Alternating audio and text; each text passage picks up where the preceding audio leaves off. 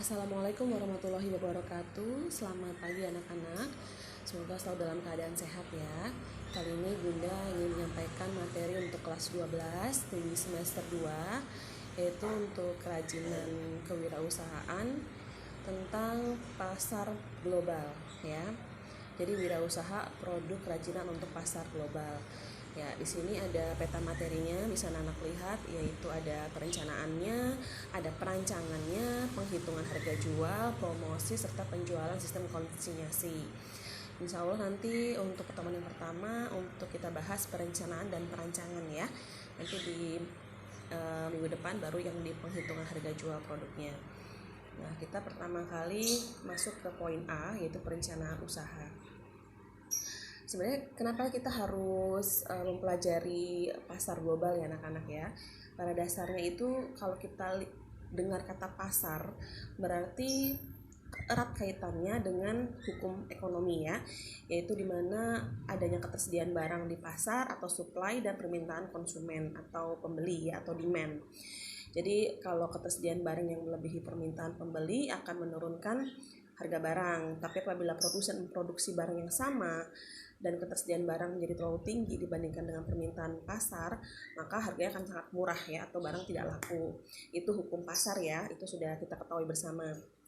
Jadi kita perlu adanya diversifikasi. Jadi agar kita nggak tergantung sama produk satu jenis aja. Kita harus tahu untuk meningkatkan penjualan ya pastinya harus kreatif dan inovasi ya. Nah, untuk wirausaha. Nah, kaitannya dengan pasar global itu kita perlu ketahui ya, era globalisasi ini seluruh bangsa di dunia cenderung sama dan seragam. Jadi industri yang dihasilkan di satu negara diproduksi massal tapi bisa dimiliki atau dibeli di negara lain seperti itu ya. Contohnya misalkan kursi plastik yang diproduksi massal di Cina dan dipasarkan ke seluruh dunia. Terus sepatu yang diproduksi massal di Brasil dipasarkan ke seluruh dunia. Jadi konsumen di dunia itu mendapatkan produk yang sama anak-anak ya, tanpa perlu datang ke Cina ataupun Brasil seperti itu. Jadi sebenarnya ada dua koin positif dari globalisasi ini ya, yaitu kalau positifnya memberikan kesempatan yang sama kepada bangsa di dunia. Tapi kalau untuk globalisasi yang sempit ya, itu nggak ada keunikan sama nggak ada inovasi, jadi monoton ya. Jadi kita itu butuh industri di era industrialisasi itu berkembang di era industri 4.0 ya, itu harus kreatif dan inovasi. Jadi manusia itu pada dasarnya kembali mencari keunikan dan kekhasan dari alam, adat, budaya, termasuk juga kerajinan dari si negara tersebut ya. Itulah makanya kita harus mengetahui keragaman atau mengetahui minat pasar global supaya kita bisa memproduksi ya, seperti itu. Jadi bisa menjadi suatu mata pencaharian kerajinan dan bisa mempunyai keuntungan ya bagi wirausahawan itu sendiri, seperti itu. Jadi itulah dasar dari kita mengetahui pasar global ya. Jadi kita harus unik anak-anak seperti itu untuk kerajinannya. Dimana yang anak-anak ketahui sendiri Indonesia peringkat ke-6 sebagai negara dengan alam terindah ya, sehingga minat wisatawan itu datang ke Indonesia itu kansnya banyak banget. Jadi itulah karena adanya wisatawan yang masuk, nah kita juga memanfaatkan wirausahawan untuk memproduksi suatu keunikan produk dari negara tersebut ya. Contohnya kalau anak-anak lihat di sini, nah kita lihat dulu ya nih, dari negara Jepang ya, khasnya seperti itu, ataupun dari negara Jerman ya. Jadi kita juga harus mempelajari karakteristik dari negara tersebut untuk bisa kita modifikasi, lalu kita berikan souvenir atau kita jual ke wisatawan yang main ke atau datang ke Indonesia ya, seperti itu. Nah, itulah kita dasar dari untuk membuat perencanaan kegiatan wirausahawan di pasar global.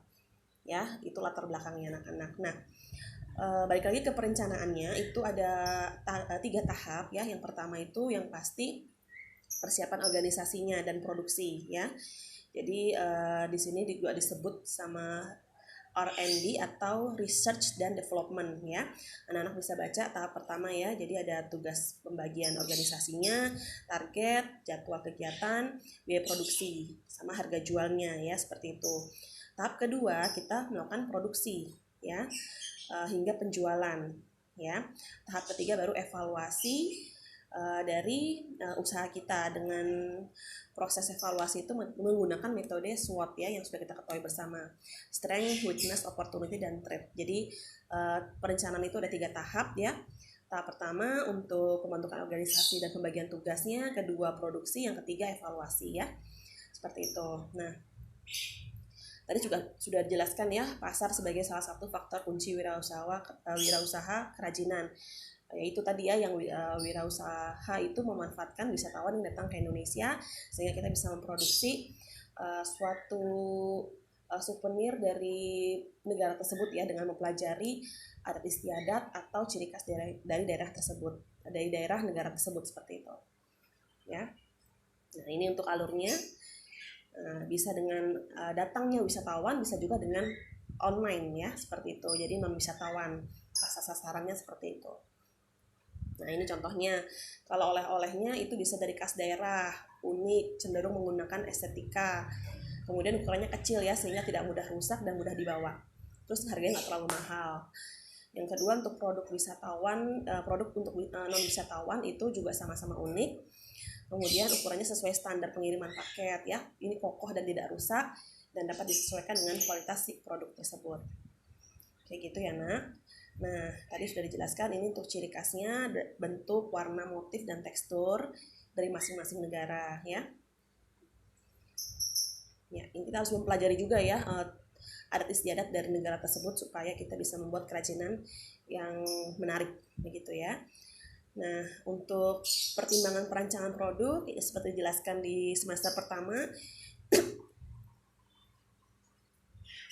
ada materialnya bagaimana, tekniknya seperti apa, estetisnya bagaimana, ekonomisnya seperti apa, penggunanya siapa, fungsinya bagaimana ya. Jadi inilah pertimbangan sebelum kita membuat suatu produk ya.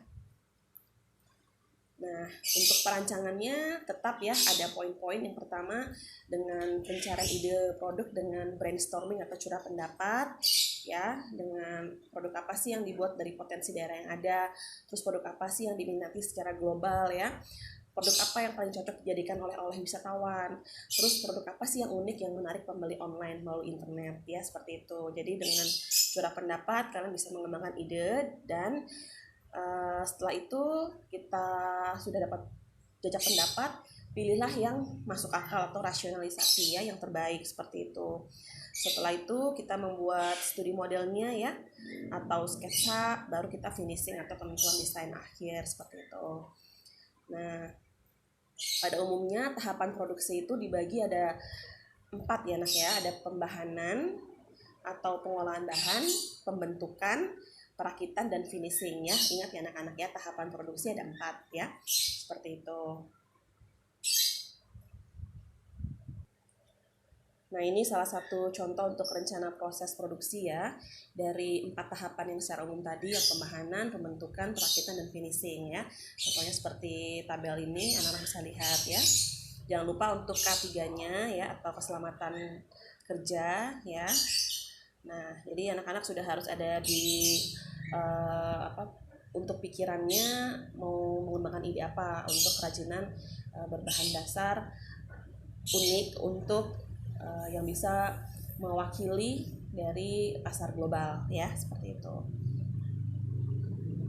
Ini contoh-contohnya anak-anak ya, ada tempat handphone ya, seperti itu ya. Kemudian ada keranjang persembahan ya. Ini untuk contoh-contohnya saja ya anak-anak ya. Beragam produk untuk pasar global. Jadi apa yang diminati di pasar global itu yang lagi trending, kita bisa inovasi ya. Sekali lagi, inovasi dan kreativitas itu yang penting.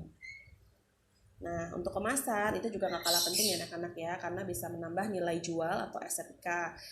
Ada 3 ya anak-anak ya untuk kemasan, yaitu yang pertama ada kemasan primer, kemudian tersier ya. Dan di sini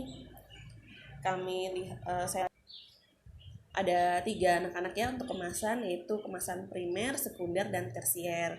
Jadi kalau untuk primer itu kemasan yang melekat pada produk ya, kemudian sekunder itu berisi beberapa kemasan primer yang berisi produk, dan kalau tersier kemasan untuk distribusi seperti itu ya. Jadi ini juga harus wajib kita pikirkan untuk membuat suatu kerajinan juga ada kemasannya ya.